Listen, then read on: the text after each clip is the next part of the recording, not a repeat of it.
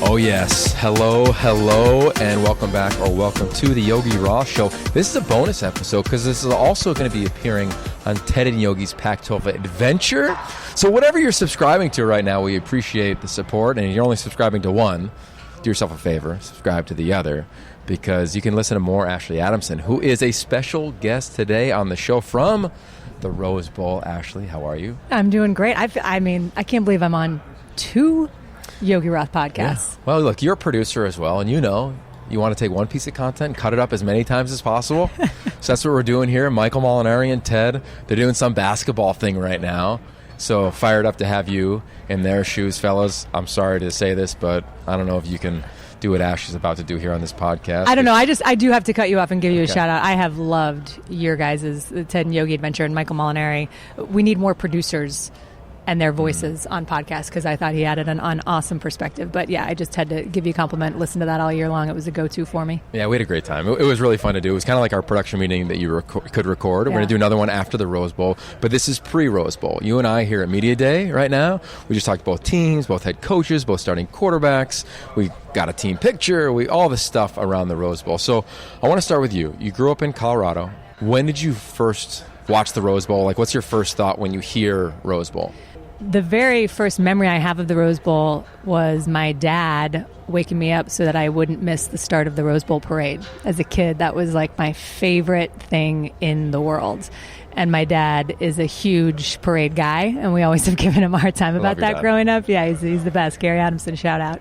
But that was, to be honest, the first foray into the Rose Bowl that I had. I just was obsessed with the parade and the pageantry, and oh my gosh, why is this such a big deal? And all these floats are here, and they're made of flowers? Like, wait, how is that possible?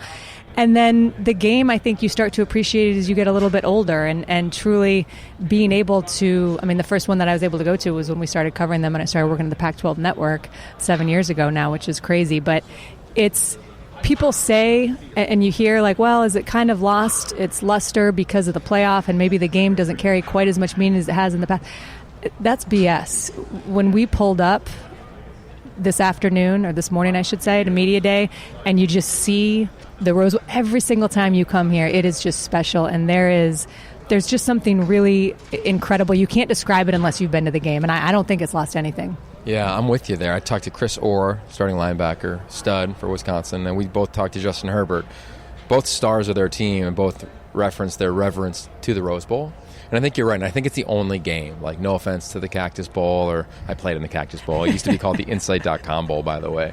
No offense to that game, but amid the CFP, I think the Rose Bowl is the only thing that's like hung on. And I was thinking about it on the drive over this morning to Media Days.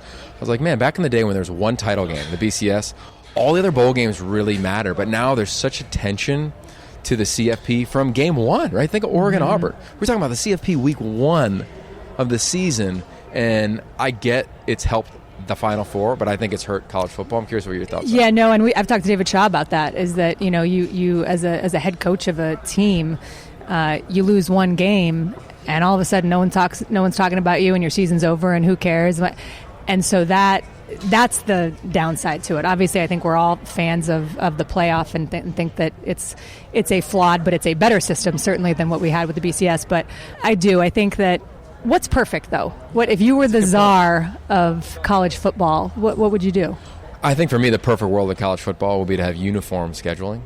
I think that is like such a dramatic departure to anything that's equal. Because every coach that would tell you, whether it was Paul Chryst, who's coach in the Pac-10, in the ACC at Pitt, love him, but kind of frustrated he left. But we like Coach Narduzzi. And now in the Big Ten, like, he's been all over. Different styles of play. Yeah. So if one's going to play a 9-conference game, one's going to play a weak sauce, week 11 game, like, just got to make it somewhat fair if you're going to stay with 4. If you're not going to do that, I think every conference champ should get in. Because this is the Rose Bowl, I think no matter what, won't get watered down. I know that's like a big concern. It won't, because it's California. No other bowl games that matter in California are a big deal. So no offense to the Holiday Bowl, like, that's a nice game. And the LA Bowl is going to be nice next year when it comes here. But I don't think the Rose Bowl, I think the history's too rich for anything to happen to it. Yeah, no, I agree with that, and I think it's just going to be interesting to see how it all plays out. But to your point and your question, like, I just feel like this is such a special, unique game, and I'm with you. I don't think that's ever going to get lost. Okay, so I want to go down memory lane here. We're talking the Oregon Ducks. This is Rose Bowl. If you're a Duck fan, this is your podcast. When Mario became the head coach, do you recall your first interaction with him, or even when he was the offensive line coach and Willie Taggart was the head coach, and some of your initial thoughts to where we are today, which we'll get to? Truly the first time I really sat down and interviewed him was when it was the Red Box Bowl last year, and they were playing Michigan State. And he came through the Pac-12 Network as part of their media tour, and I interviewed him. And I'd had a couple of small interactions with him around Media Day, maybe the year before, but I hadn't actually interviewed him in a formal setting. And I remember thinking, like, he wants to be anywhere else but here. Like, this is, and it was, that's like the worst feeling you can have as a reporter, because you're just asking these questions and you're like, man, you're done with this day, you're done with this interview. Like, I get it. So I didn't know, I wouldn't say that I had much of a rapport with him up until really the Pac-12 championship game last month. And being able to spend time with him and the team around that game, and certainly pregame and then postgame.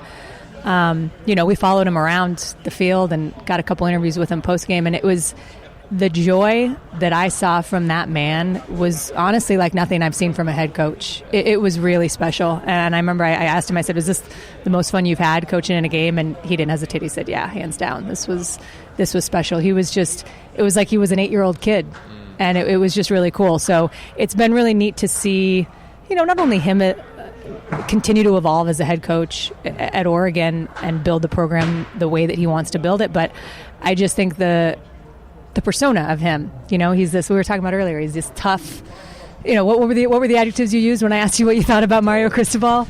Tough, physical, downhill finish. Yeah. I mean, he's all like of the those definition things. of a football guy. Yeah, of the definition of an offensive lineman. He's just the old school, hardcore football. So it's cool to see the other side and kind of the playful joy. And we talked to some of his guys today as we were finding out different things about him. And they, one of his old linemen told me he's actually really funny. He's got some great one-liners, none of which I can say here because they're not TV friendly. But it's, I think that's been cool. I'm curious for your perception of it. Has it changed at all? Well, I can remember going up there when Willie Taggart got the job. I was like, I need to go meet Willie Taggart because I hadn't met him, and went up for spring ball. Kind of flew up on my own. I was like, let me just check out a practice. And, when you go to a practice, as you go position group by position group, and you just kind of evaluate. Like, I knew some of the coaches on the staff, but hadn't known him. But I knew of him because of when he was at Miami. He had a brief stint there when Jed Fish was there and Brennan Carroll was there, and I had spent a whole training camp with the Hurricanes with Al Golden his first year. So I kind of knew the culture of the program.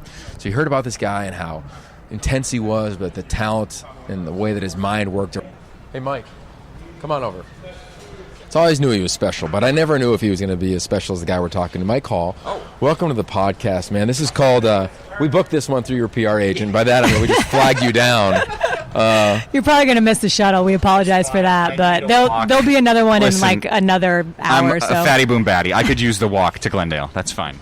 Well, look, we got to meet, not technically about, 20 years ago. When I saw you on ESPN, I was like, this guy looks really cool when you went through this broadcasting challenge. Boy, were you disappointed when you met me.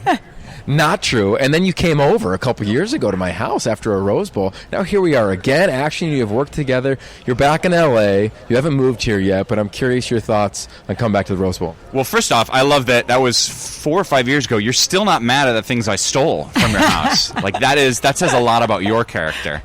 Yeah, man, it's the best. I mean, you guys know so much more than I do about living on the West Coast, but you certainly have ties to the Midwest about what it's like to come out here. Now, we always think it's going to be like 78, right? It's like 56 or whatever today, but it's still like great, and the mountains and the palm trees and like everything it's a great break. You understand why this game means so much to the Big Ten, the administrators, the fans, the coaches, the teams. Like it is one of those staples of what makes that conference special, and it's cool to be a part of it whenever you can. I absolutely love the energy you bring from the moment I met you. What was that when I was back in Indy? Like that was the 9 NCAA years tournament. ago, the NCAA tournament selection committee. Anyway, I love the work that you do for the Big Ten Network, and I got to ask you because I think there's a lot of fans listening to this podcast right now that are interested in what Oregon's going to be up against when they take on Wisconsin on New Year's Day. So you tell me something about Wisconsin that we're not going to read in the newspaper, that we're not going to get, like something that only Mike Hall knows about Wisconsin and this Badger squad. Well, that now you led me to an area that I could tell some bad things. So if you want someone to like on Wisconsin, I would love someone to like Chris Orr. the linebacker. We did a couple segments with him in the past, like some lighthearted stuff, and he was like, let's Skype my mom. And we were or FaceTime. We FaceTimed his mom in the middle of a segment we were doing. Like, he's a goofball. His nickname is Pork Chop because he has a birthmark that's kind of like a pork chop. He, the Badgers had 4 shutouts in like the first 6 weeks this season, so he created a nickname for the team. They're the Goose Egg Gang. Like, he is a goofball. He is a great personality. He's an easy guy to root for. I think the casual fan probably knows a lot about Jonathan Taylor because when you have more rushing yards in 3 years than Herschel Walker did, people know about you. But the quarterback is a really nice player. He is not a Heisman candidate. He won't be. But nobody knew what he was in August. And he has developed into a consistently 230, 240 yards a game, like, no mistake type of guy. He's a really good leader. We interviewed him, and like, as much as Chris Orr is like this great personality, like, he was robotic. Like, you couldn't break that wall. He was just a very You tried. I'm sure that you tried. I did. Yeah. I did. Got a lot of stonewall reaction. I was like, all right, next It up. happens. But he's not a guy that you're like going to game plan against. But if you overlook him, he's going to hurt you. There's a lot of, I think, preconceived notions about Wisconsin in the Big Ten and Oregon in the Pac-12. And then when you learn about the teams, you're like, oh, Wisconsin throws the ball. They'll run a reverse. Like, they're creative. Oregon, they're not just a spread. Like, a lot of the guys in Wisconsin were like, we thought Pac-12, everybody was an air raid team. But they're not. Do you think that's like a unique element to this game? I think so. I mean, I think the thing that surprised us a lot when we started really watching Oregon, they're physical. Like, they are, like you said, Glenn Mason kept saying, he was like, a lot of times when you come out here, Glenn used to be a coach at Minnesota, he's one of our analysts, he said a lot of times when you come out here, the West Coast team has that Pete Carroll 05 feel, where they're loose, they'll bring music, and, like, they're just doing whatever they want, and, like, this team struck us, at least in just the time we had, like, they're here for a reason. This is the old cliche of the business trip. Like, it feels like they're a little more focused than we've seen in the past, and I think that's a bit of a surprise. And like you said, too, that you expect the great offensive line for Wisconsin. You expect a great running back because that's what they are, but Quintez Cephas is a really good wide receiver. Like, they've got 2 or 3 other guys that don't have the stats that he does, but are, like, consistently very good at getting the ball. We mentioned Jack Cohn's good at throwing it. It's a little different than historically what you'd expect. You mentioned kind of the business trip aspect, and Yogi just talked to Mario Cristobal outside. They arrived on Christmas Day, Oregon did, and they went immediately to a lift. Is that what he told you? He went right to a lift, and the next day they had to work out at 5:45 in the morning. How could they all fit in one ride share? That is unbelievable. Oh, a lift, like a weight lift. I see. Yeah, that's a Christmas Day joy, right? You don't miss much, huh? What's your house like at home, man? Yeah. A very disappointed wife. I bet does she still ever laugh at your jokes, like every night, like once a month? Very rarely. On like a birthday maybe, or a holiday, to be nice to me. That's important. Yeah. Well, look, man, I know that you got to get going, and you're wearing a purple tie today, so I assume that's a lean to UW in the Pac-12. Is that the reason? That's definitely why I wore it. 100%. We knew it. Yeah. I want to ask you one last question, because people ask us this all the time. You work for a conference and a network that is owned by the conference. Obviously, there's a percentage of that with Fox as the entity. But what is that like for you? You've been at ESPN, now at the Big Ten Network. I feel like you've been there since they launched. We have, yeah. So what is that dynamic like for you as you cover and share the stories of these teams? For the most part, I don't think of it and I don't treat it like I'm working for the conference, because the fact is I'm not. My paychecks come from Fox. Like, I see it as, when I was at ESPN, Carl Ravitch didn't work for baseball. He worked for ESPN to cover baseball.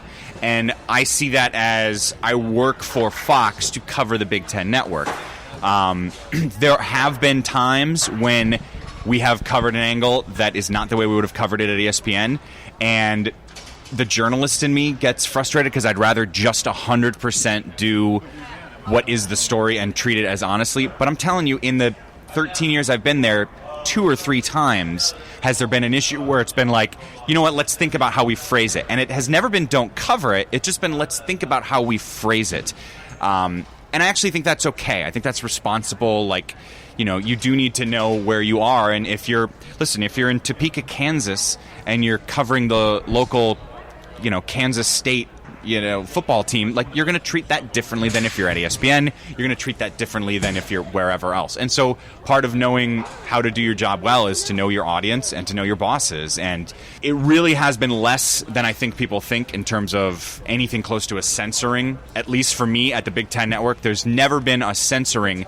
The one time there was close to one was the unfortunate scandal at Penn State. Yeah. We still covered it the day it happened. We just didn't treat it like a massive breaking news story until 2 or 3 days later. And once we realized what a mistake we made, we covered it, as aggressively as we possibly could and should. And I think we learned a lot from that. That was like our 3rd or 4th year on air, and I think we've been a lot better ever since then. That we still cover the bad stories. It just might not be the same way that a Fox or an ESPN would, but we make sure we still cover it because the viewers still want to know about it. You cover it as well as anybody, man. Lastly, prediction. Who are you going with? I'm assuming it's Oregon, but I'm curious what the score is here. I'll take Washington by... I think it will be... I think it's going to be a defensive game. I don't know why. I've got some feeling it's like 21-17. Washington. I got to stick with the Huskies on this Yeah. one. Send out That's a Chris smart Peterson call. with a bang. And, I'm going Washington. Okay, good. That's the kind of analysis they come to this podcast for. Yeah. Hey, thanks, bro. Happy New Year. You bet. You too. See you guys. Mike, you're the best. Oh, he really is the best. So fun. Thanks, man. Hey, You Mike, gotta- here, you have some gotta- Kona coffee. Take you this got for to the road. start a podcast with Yeah. him. Yeah, we really should. We just gave him some Kona coffee. You can get some too at Kona Red. Well, you just gave away my. That was actually my Kona That was coffee yours, that but you we give just it to gave the away. guests. Hey, use the code Yogi20 for 20% off. All right. Check him out, KonaRed.com. Best coffee on planet Earth in my eyes. What a good dude. Love him. Okay, all right. So we've been off the rails dramatically on this podcast. We're going to try to bring it back here to close it up. What are you most looking forward to from the game and from moving forward with this Oregon program? I think I'm just really excited to see and hopeful for the seniors on this Oregon squad who freshman year went 4-8, have been through 3 head coaches, defensive guys, have had 4 different defensive coordinators. There's been so much change, and to be able to come in your freshman year, experience that, and then build it up to where it is, 11-2, and the potential to go out as Rose Bowl champs, it would just be, you become close to these student athletes as you watch their careers unfold, and guys like Troy Dye and Justin Herbert, they're impossible not to cheer for. And so I think, as much as we're just talking to Mike Hall about being a journalist and being fair-sighted, I'm my heart is 100% with the Ducks, and I'm not afraid to admit that. And it's a special group, and I think I'm just excited to see how those guys play on the biggest stage, because I think, Yogi, and tell me if you would disagree with this, but it seems like, the Auburn game aside, because that came down and it was the first game of the season, and you could make the argument that they dominated that game and then lost at the very end. But on the biggest stages, Oregon has showed up in a really big way this year, obviously most recently with the Pac-12 championship. So it feels like they're not afraid of the stage. You saw what they did when they went to USC. You saw what they did against UW, and you saw what they did in the Pac-12 championship game against Utah. They've answered the bell, and they've come to play in big moments. So I'm looking forward to seeing if they can just get one more for this special group of seniors to go out on. How about you? I think the program is on schedule. So to me, that means the following. When Mario took over the program from Willie Taggart, it was really an awkward time, I thought. We saw them in the bowl game, lost to Boise State, I believe is who they played. But since that moment, when they got to really put their feet on the ground, nobody went with Willie. Or not a lot of guys went with Willie, right? A ton of coaches on the staff had the opportunity to go to Florida State. They chose to stay. They wanted to build what was being built. The foundation was set. And then you look at that first full year, they get going, they're rolling, and all of a sudden, they can't win on the road. They have that tough loss against Arizona. I've never seen everything go bad for a team like it did that night. And then they learned from it. And what was the point the following season? It was, hey, we're going to win on the road. Hey, we're not going to buy into our own hype. And they talked about that. They addressed it. Then you look at this year. Tons of hype heading in the opener. They lose in dramatic fashion. And then they get back going. And they get marching. And the hype is going. And the train is going. And they're a CFP caliber team. They lose at ASU. But they recapture the competitive temperament necessary. I just think this program in its build, if you think it's going to happen overnight, it's not. Nick Saban, I don't think they went to a bowl game his first year at Alabama, or they won 6. They were not a good team. It takes time to build the culture and then deal with the natural adversity that comes in front of you. They've done that, to your point of winning the Pac-12 title on a big stage against a team that I don't think I can admit I thought Utah was going to win that game. Yeah, same. They were dominant in that game. I think same deal here. I think they're on schedule to go win a hard-fought game against a talented Wisconsin team, but I don't think they're as talented as Oregon. Yeah, it's gonna be interesting to see play out, and I'm excited. I also just need to, because you're a humble guy and you probably aren't going to toot your own horn as much as you need to on this podcast. We had some great content today. The highlight being your interaction with Justin Herbert. You put together an awesome video tribute, I guess is the right word, with some different quarterbacks and guys that meant a lot to Justin Herbert. Put together a little video message for him, played it for him, and his reaction was priceless. Your guys' interaction after that was priceless, and that's all going to be on the internet. So if you're listening to this and you haven't seen it, go watch it. It's a really, really cool moment between you and a guy I know you've gotten close to and admire. And I know he feels the same way about you. We got a picture with him at the end, and you were joking. You said, "Oh, we're big fans, and he was like, "Are you kidding me? I'm a big fan of you. Yeah. Like, I want this picture because I'm a big fan of you." So that is because you're a humble guy, and you're not going to say how awesome it is. If you're listening to this, go find it online. It's awesome. You know what's funny about that is that's where I was going to go next with you. And I was going to literally say the same thing. So let's just take you inside as we finish off this podcast. We got about another few minutes here. We always try to keep these under 30 minutes for you. Ted and Yogi's Pac-12 Adventure and the Yogi Roth Show here, talking Pac-12 football in the Rose Bowl with Ashley Adamson. When you have a media day, it's really fun because you get to brainstorm. What do you want to do? You have a 30-minute window to do anything. You could bring a Nerf basketball hoop. You could bring charades. Like, people do crazy things. It's Super Bowl media days. This is like the B version of that, if Super Bowl is like the bomb. So Ashley and I got on the phone about 3 weeks ago. We're like, let's brainstorm. We talked for probably 90 minutes, came up with a bunch of ideas, and both of us have been fortunate to cover the Heisman, the Pac-12 Network. Marcus Mariota, Bryce Love, Christian McCaffrey. We've been there for all of them. And we've done some consistent things, which is show them a video of people or the Boys and Girls Club or people they looked up to, love on them a little bit, and kind of a give back. And you came up with the idea. You're like, let's go do this. And then we kind of brainstormed, who should we get?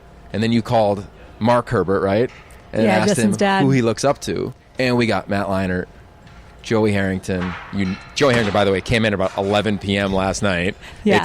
Shout out to Juan, our awesome digital editor, producer, who got that in. He was texting me at like 4:30 this morning, so he was crazy burning the oil. But your connections were able to get Mark and Justin Wilcox, obviously, yeah, who's the Cal head coach, and who, Mark Herbert told me that Justin really looked up to him and his brother growing up in Eugene and seeing what he did with the Ducks. So it was a really meaningful message, and all those guys, it was clear in those videos that came through from those guys how much Justin has impressed them and impacted them. Joey Harrington's message was, it had me tearing up. Totally.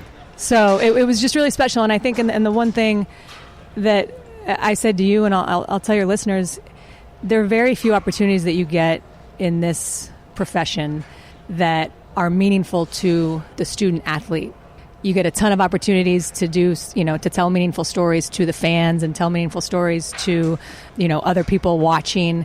But very rarely do you get a chance to really do something that's special for a player. And you could tell, watching you and Justin and him sitting there watching that video, what it meant to him, and whether it never, and I said it to you, whether or not we ever share that piece of content ever again, it doesn't really matter, because the most special thing about that was that, you did something that Justin's going to remember for a really long time, and I think he's going to have that video for a really long time. Yeah, that was cool. I think often, the dream of, I don't know what yours is, but mine is to call the Rose Bowl. I want to broadcast it. But to Mike Hall's point, when he's telling us little moments and little stories about players, because he's the Big Ten Network and he knows the players, just like us, we can tell little stories or impact Justin Herbert in some way, because we were there as a freshman. I remember being at practice, and I interviewed 3 quarterbacks that day, and he wasn't one of them. There was Dakota Prukop, Travis Johnson, and quarterback at Kentucky now. I'm blanking on his name. And he was the 4th guy. But we were there to cover him, and you got to know him. And I think that's the fun part of our network, is getting to know guys before anybody else does. And then the payoff, to your point, to give him something that he could take away. Yeah, I can count on my hand how many times we've done that. I think I referenced them in the Heisman moments. So, good collab, and that was a lot of fun. All right, Media Days is a wrap. The game is almost here. You got a lot more content. You can interview Matt Leinart. You got a lot going on here at the Rose Bowl. I'm going to head to San Francisco for our show. You'll be here live for the game. Last question for each of us. I'm going to ask you, when you look back on 2019, because you're going to be calling this game day 1 of 2020, or covering this game day 1 of 2020, what do you think about Pac-12 football? Man, how much time do we have left? Much time. Go ahead. We're controlling. I don't want to break any rules. No, I think this has been a really special season, and you've said it, that this has been the most enjoyable season that you've had covering football in your career, and I'm excited to hear why that is, and you expound on that a little bit. But this was a really, it was a really memorable season for me too, because I think we kind of found our footing with the road show. Last year was the first year we did it, and this year at the Pac-12 Network, we were able to, I think we kind of found our voice a little bit more, and our relationships with the schools and the players and the coaches continues to evolve, and so you feel like you really know and are able, to your point, share some stories that a lot of people watching the game just have no idea about. So that's been really special. And we've just gotten to see, we have so many awesome student athletes in this league. And I get nostalgic at this time every year because I think, man, we're not going to see Evan Weaver in a Cal uniform after today. We're not going to see. There's so many guys you could go through. I don't want to start naming them because then I'll forget some. But it's so hard because you get so attached to these kids' stories and how amazing they are, and you become friends with them. And then a lot of times, you're not going to see them for a while. Maybe you'll see them down the road, but a lot of them you're not going to see for quite a while. And so I think that this is the time of year that I always get a little bit nostalgic and feel like, and I just remember one thing that Mike Eubanks at Stanford told me one time, because I think it was when Christian McCaffrey left, or it was maybe it was Kevin Hogan, but there was someone who I was talking to him, and I just said, man, I am so bummed that this senior class is leaving. And he said, you know what, I am too, but every year there's another incoming group that you're going to fall in love with just all over again. And it's true. It's absolutely true. You always think there's never going to be another this or another that. And each player that comes through kind of has their own unique making and different reasons to be able to cheer for them. But it is, that's what's great about this job in particular, is just that the people that we get to be around, and it's just so cliche, and that's what they always say when they talk about what's meaningful about your job. But I really mean it. We get to be around some phenomenal people, and to watch them grow from freshman year coming into seniors, fifth year seniors, and going out into the world, whether they're going to the NFL or not. It's a gift and a joy to be around. So you tell me, Yogs, why was this the most enjoyable, other than the fact that you're married now, so you've got some better perspective, why was this the most enjoyable season of your career? Well, I think that's a big part of it. I think when, you know me, I live and breathe college football, and I still do. I've probably watched even more tape this year, but when you're married and you have a kid, like you've done it twice now, you're finite in your time, and you're purposeful in everything you do, and everything is lighter, because what's home is what's most important. And I think having that lens, I mean, I could be honest and say the only two things I loved prior to Amy and Zane were football and the ocean. That's it. There's no humans there, right? Of course I love my family and my friends, blah, blah, blah, blah, blah, all that good stuff. But on a serious note, to fall in love with the game more, because my heart is full. Yeah. I've got so much abundance in my world right now. It has been, that's what made it so fun. And then you pair Michael Molinari, Ted Robinson, Lewis Johnson, you, Mike, every week on Inside Pac-12 Football, doing more features than we've ever done with our stories and Kate Scott, this podcast, SiriusX. There's just so much content, and our teams were good. To Utah and Oregon, we're in it up until the last 2 weeks of the season. That's awesome. You get to stick your chest out and say, hey, people in the South, you know what I'm talking about. People in the East Coast, you know what I'm talking about. People in the Midwest, you know what we're talking about. Open your eyes, and I'm going to help you do it. And I felt as though this year we were that. And I think in the Pac-12, what are we heading into year 9 now after this final game? Yeah. It's pretty cool, to not just have it as a job. This is our ethos. So I'm really proud of that. And to be able to collaborate and share and not even stand up, but just tell the truth. It's awesome. And I've heard from coaches in that regard a lot. So I think, you get older, you get matured, your voice grows, all those things. And to finish off with the Rose Bowl, man, as they're literally tearing down the set behind us, is exactly how we want it. Like Herm Edwards Here says, till the bitter end. Leave it on the grass. We left it on the grass. All right, Ash. I love you. You're the best. Likewise. Happy New Year. How do you want people to connect with you? However they want. I gave out my phone number last time, I think, on this podcast. Yeah, you did. Yeah. All right, should I do it again? That. Okay. How about my email? Sure. Adamson@pac-12.org. I love it. Or on social media, the handles. Adamson Ashley. Adamson Ashley in reverse. Big love to Peter Gearson. Quick turnaround on the edit, the producer of this podcast. He's an SC guy, so he's probably a little disappointed right now. They lost. They got rid of their coordinators. A lot of coaching changes. We'll talk about that in the next episode of this podcast. Remember, you got this both places. Yogi Roth Show, presented by Kona Red, as well as Ted and Yogi's Pac-12 Adventure. No Ted, no Molinari, but we got Ashley. We thank you. We love you. We're out. Peace.